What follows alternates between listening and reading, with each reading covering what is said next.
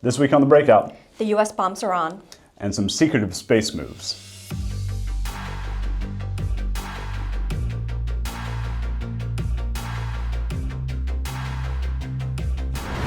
Welcome to the Weekly Breakout. I'm Lee Farron. and I'm Ashley Roque. And Ash, we were supposed to talk this week, we thought, about the upcoming NATO summit, what was going to be the big news this week. But then this weekend, the U.S. bombed Iran, a historic operation, a huge, complex operation. What happened? So let's back up for just a little bit. Okay. So over the past few weeks, Iran and Israel have been trading fire back and forth. Then earlier last week, Israel announced that it had air superiority over Tehran, sort of giving an opening to the U.S. if it wanted to get involved in the war. Israel has wanted the U.S. to get involved for a very long time, and Trump apparently saw his opening this weekend. He did. At first administration, he didn't. This one, he did.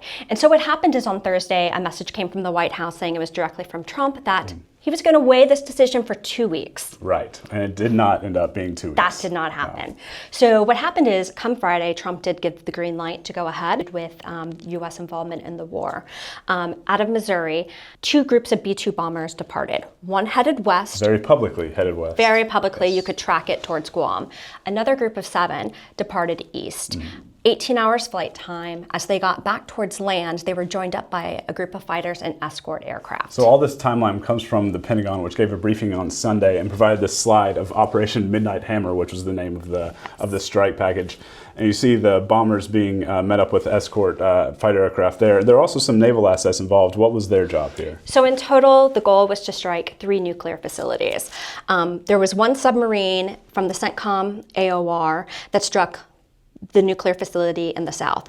That was that they launched a series of Tomahawks that were in the air. While those Tomahawks were in the air, the B-2 bombers went in and struck the 2 in the north, including Fordow, and launched 14 30,000-pound bombs to penetrate the earth. Huge, massive bombs. And they had to be big because a lot of these facilities are deep underground, heavily fortified, and they're still currently doing a battle assessment to see how effective the strike was. But Trump, Hegseth, Kane all seem to agree that it was a successful operation. General Kane didn't get quite as far. He said he wants to see the assessment come in. Still in the process, may take some time to see just what damage was done to those 3 facilities. And in the meantime, while they're assessing that, they're also on the lookout for how Iran's going to respond. You know, Iran has a number of different avenues it could respond.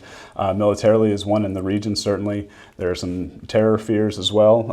It's going to be certainly top of mind everywhere, including at NATO. In The Hague, later this week will be the NATO summit, sure to be top of mind there. It is. So what we had expected to hear about is a lot about Ukraine this week, and then also President Trump's sort of demand for 5% GDP on defense for NATO allies. And it seems the roots said that almost certainly will be agreed to, 5%. It's a little more complicated, 3.5% for core capabilities, 1.5% for national security related spending, but definitely a topic of interest out of NATO. We'll see. That. And of course, this. And some partners and allies could potentially be supportive of this. There might be some pushback as well. So we'll have the latest both from NATO and from the Iran stories that goes on breakingdefense.com. Go there for the latest. At Leonardo DRS, our agility helps bring the ability to dominate in any scenario, on any platform, helping our warfighters accomplish the mission and get home safely. Leonardo DRS, our agility, your advantage.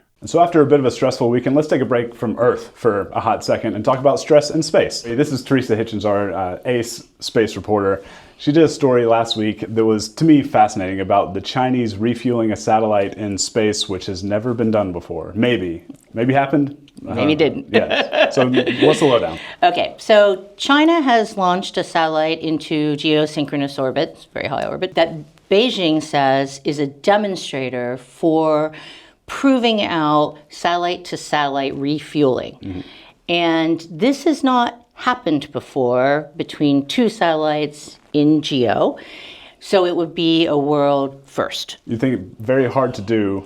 Yes, it's difficult to do, but it also is significant because if you have the ability to refuel satellites on orbit, you then have the ability to move that satellite either faster or farther or for a longer period of time. Right, and you can imagine the military implications of that kind of thing. Right, you don't run out of fuel. So that means that you could perhaps avoid a potential attack by another satellite or an anti-satellite weapon. More importantly, perhaps it also means that you could move rather rapidly into the orbit of another satellite and potentially harm it. All very interesting. The reason we're not totally sure if this happened or not is because it's all based on views from the ground, from telescopes on the ground by private satellite tracking firms, correct? That's correct. The two firms that have publicly said that they were tracking it are Comstock and Slingshot Aerospace. And they both use telescopes to look at satellites in low Earth orbit. The pictures they show the satellites moving very closely together, but you can't really see whether or not there was actually a refueling boom deployed.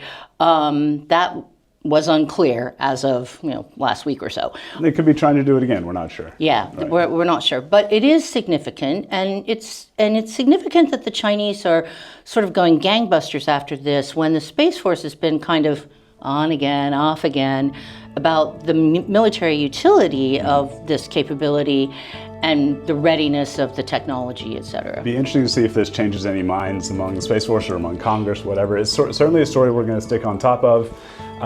If you haven't already, like and subscribe to these videos. Get the weekly breakout into your inbox whenever they're ready. Also, if you listen to podcasts, I think T's a huge podcast fan. You can find us on whatever platform you like.